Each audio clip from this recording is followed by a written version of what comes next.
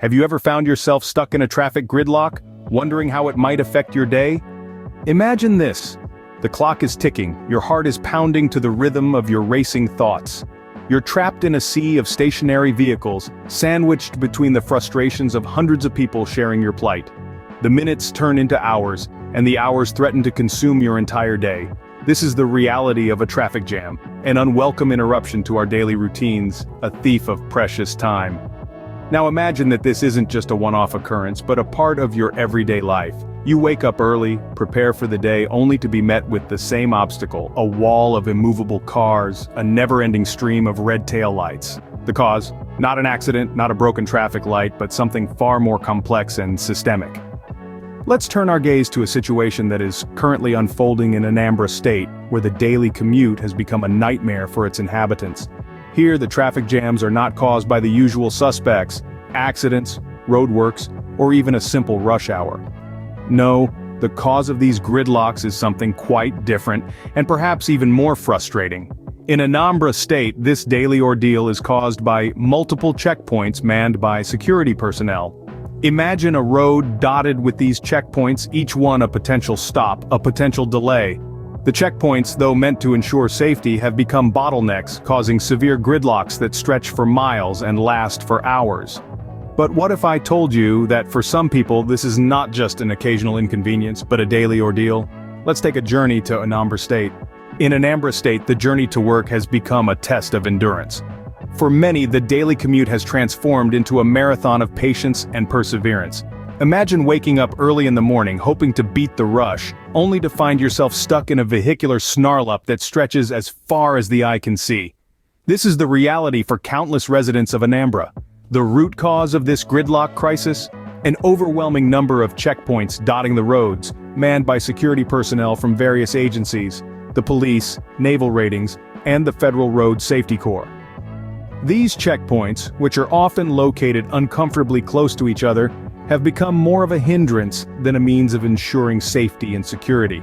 The delays caused by these checkpoints are not just a test of patience, they also translate into significant financial burdens for both drivers and commuters.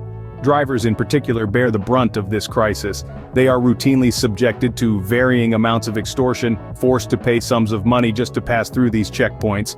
This cost, inevitably, trickles down to the commuters in the form of increased transportation fares. But the ripple effect extends beyond the financial. The gridlock crisis impacts productivity as workers arrive late to their jobs, students are delayed for their classes, and goods don't reach markets on time.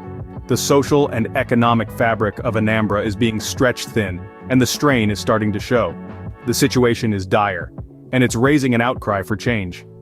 As the sun rises each day over Anambra, so does the hope that this gridlock crisis will be addressed.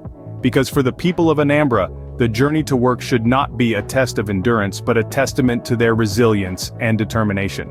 The checkpoints, instead of serving their intended purpose, have become hotspots for extortion. It's an unsettling reality that has turned a routine commute into a financial burden and a source of distress for many. These checkpoints, initially set up to ensure security and order, have been twisted into tools for personal gain. In Anambra State, drivers are now being forced to part with varying amounts of money just to continue their journey. The amounts may seem minimal at first glance, but when you consider the number of checkpoints they have to pass through daily, the financial impact becomes significant. Imagine this. You're a driver trying to get from point A to point B. Each checkpoint you encounter demands a fee. Sometimes it's a few hundred naira, other times it could be more. It varies, but the common denominator is that you have to pay to pass. This is not a one-time toll fee, but a recurring expense, as many as 10-15 times a day. Now, let's take a moment to consider the wider implications of this. These costs inevitably trickle down to the passengers with increased transportation fares. The domino effect continues, as these increased costs of living affect every aspect of life for those in Anambra State. But it's not just about the money. The time wasted at these checkpoints, the delays, the constant stops, it all adds up, creating a gridlock that ripples through the entire state. The efficiency and productivity of a whole region are being hampered. All because a few people have chosen to exploit their positions for personal gain. This, in turn, has raised serious questions about the role of these checkpoints and the authorities who oversee them. It's a situation that demands immediate attention and resolution for the sake of the countless commuters who are bearing the brunt of this exploitation every single day. The ripple effects of this situation are far-reaching, impacting the lives of everyday commuters. Let's take a moment to consider the personal experiences of these commuters. Imagine waking up extra early, not to catch the sunrise or to enjoy a peaceful morning coffee, but to navigate the gauntlet of multiple checkpoints and gridlocks. It's not just about the added time spent on the road, it's also the mental and emotional toll of being constantly on edge, wondering if you'll make it to work on time, or if you'll be the next victim of an unjust toll. These commuters, ordinary people with places to go and people to see, are now forced to allocate a significant chunk of their daily budget to inflated transportation fares. Money that could have been spent on food, healthcare, education, or even just a little bit of leisure, is now funneled into the pockets of those manning the checkpoints. These aren't just temporary inconveniences, they're life-altering disruptions. Parents are spending less time with their children because they're stuck in traffic. Students are missing out on crucial lessons because they're late for school. Workers are losing income because they're not clocking in on time.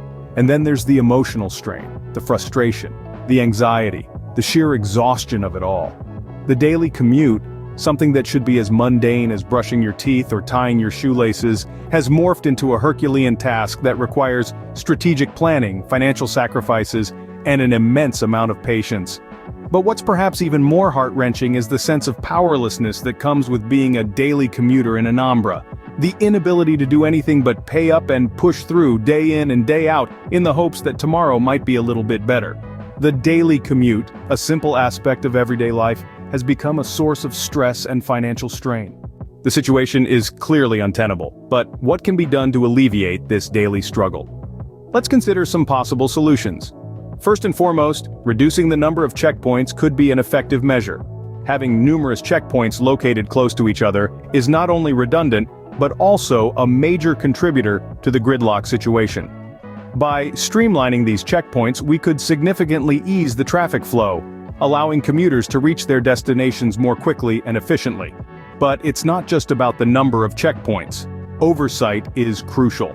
There have been reports of these checkpoints being used as avenues for extortion, with drivers being forced to pay varying amounts of money to pass through. This is unacceptable. Therefore, improving oversight to prevent such practices is essential. This could involve stricter regulations, more transparent monitoring systems, or even penalties for those found guilty of such behavior.